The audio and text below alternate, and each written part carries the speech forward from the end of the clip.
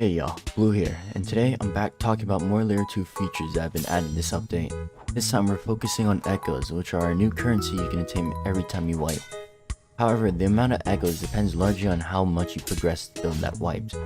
For example, a maxed out build with Residence will get much more echoes from, say, a freshie dying. There are many different factors that can affect echo gain as well, such as getting an oath, murmur, and previously said, getting a bell. All contribute to getting echoes with a fixed amount being awarded for when you complete these certain tasks. Plain and simple, just play the game if you want your character to earn a bunch of echoes when it eventually wipes. Why are these echoes important, you hacks? Well, let me tell ya. You see, having enough of these echoes, you can purchase a permanent upgrade for your future slots. These upgrades range from being able to start with more money, all the way to being able to get your bell faster. And these upgrades do stack as you continuously buy them across builds. However, one thing I'm still unsure of is if the upgrades convert to your current builds. It's extremely hard to test since these upgrades don't really become noticeable until you buy a bunch of them. As far as my knowledge goes, they do not have a certain cap, or if they do, it hasn't been reached yet. Hey, Future Blue here.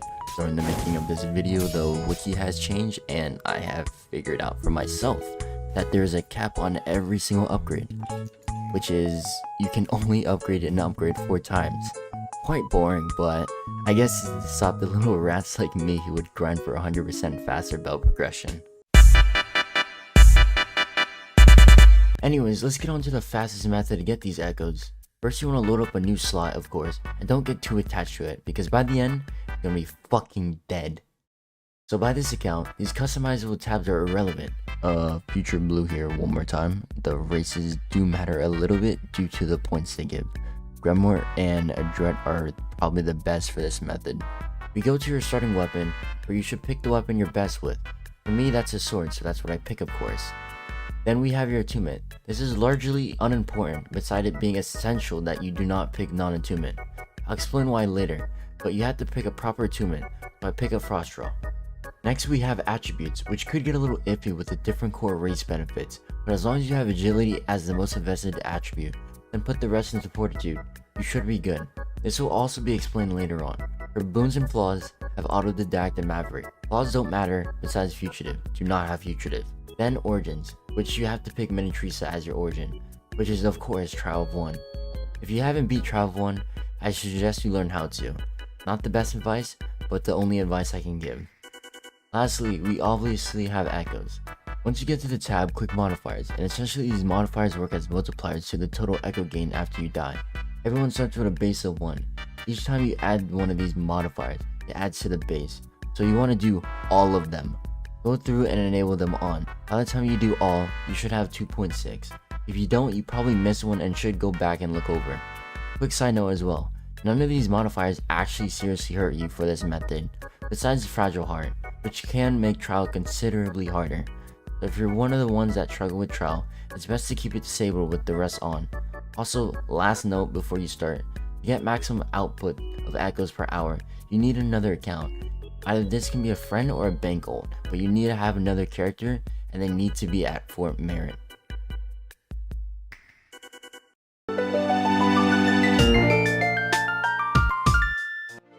Now that you have everything set up, you can finally start.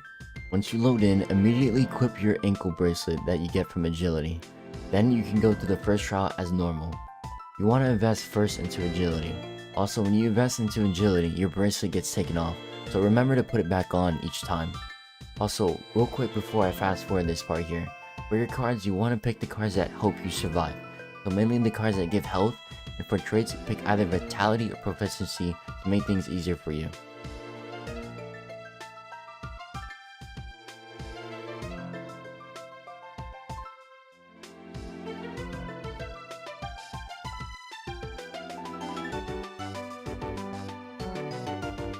Alright, so by the time you reach the threshold, you should have 35 points into agility, not including the race points, and during the fight you would have gotten a level from the bracelet, placing you at 36.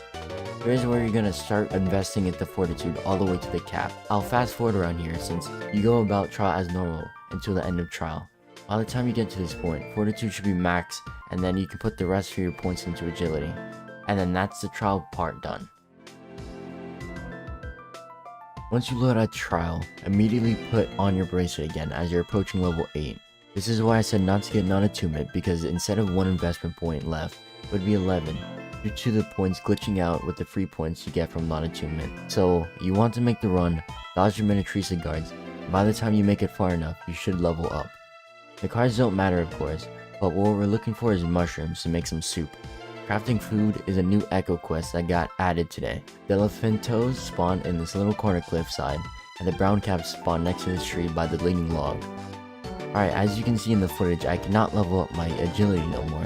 What we're going to do is talk to this gentleman up here, and he will give us a quest to complete, which is to collect a book from the basement.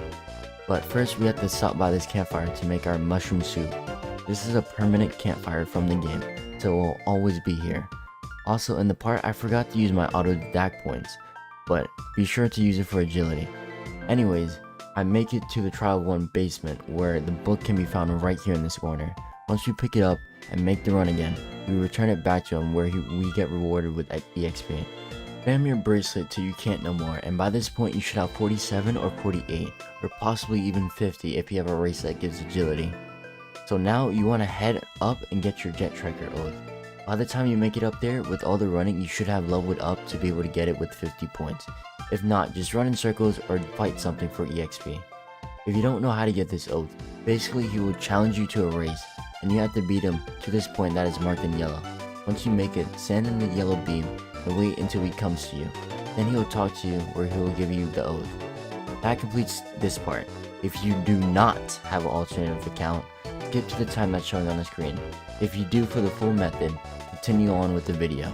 Alright, so we make our way to the dock where we spawn in our boat and head into the direction of the Songseeker gate.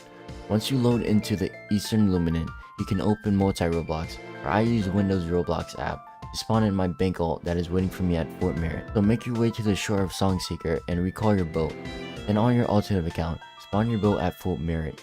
As you can already tell, we're going to bash travel. You don't necessarily need an alternative account, but it saves a lot of time. When everything is set up, you can begin resetting.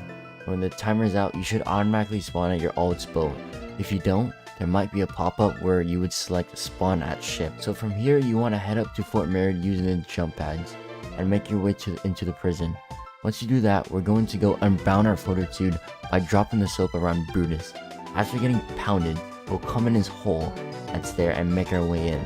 It's quite tight, so we'll use protection. It will be protected. Once you come out, there will be a shrine to your right. This is another way of getting echoes that was added into the game, which is just buying whatever they're selling with your knowledge points. Just spam 1, and now we can finally die. You'll find the nearest NPC and have him kill you. Thanks to the modifiers, we instantly get sent to the depths, making this faster. Once you spawn in, find the void and jump in. Doing this will of course bring you to layer 2, which is, I'll say, the hardest part of this method. It's all time based, where you're trying to get the rhythm murmur as fast as you can before the parasites eat you out. No pause needed. So watch the footage and do exactly what I do.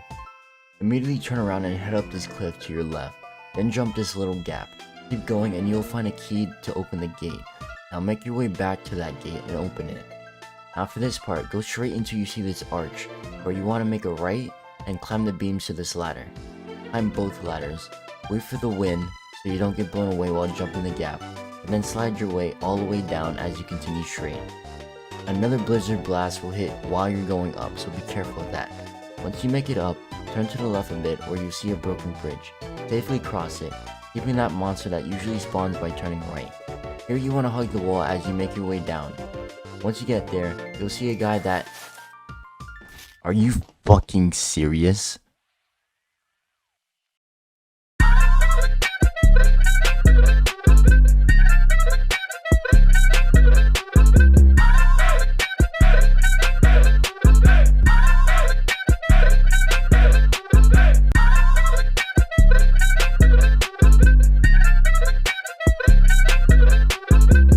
Alright! Once you get to the guy, talk to him where he'll ask you to select the hole with the lowest pitch coming out. Signaled by a visual flash. He'll ask you 3 times to do this. Also, for those of you without brains, pitch is not the same as volume. Just because it sounds quiet doesn't mean it has a lower pitch. Listen for the one that sounds the deepest. Once you do it, you'll be rewarded with the rhythm murmur, if you haven't died yet, of course. And yeah, I did a lot of heavy thinking for this method, so as far as I think, this is the best method for echoes per hour, as you can probably go through 2 of these runs within an hour. So if you found this video helpful, please do subscribe and like, as I went through hell and back to make this video. Anyways, y'all have a good day.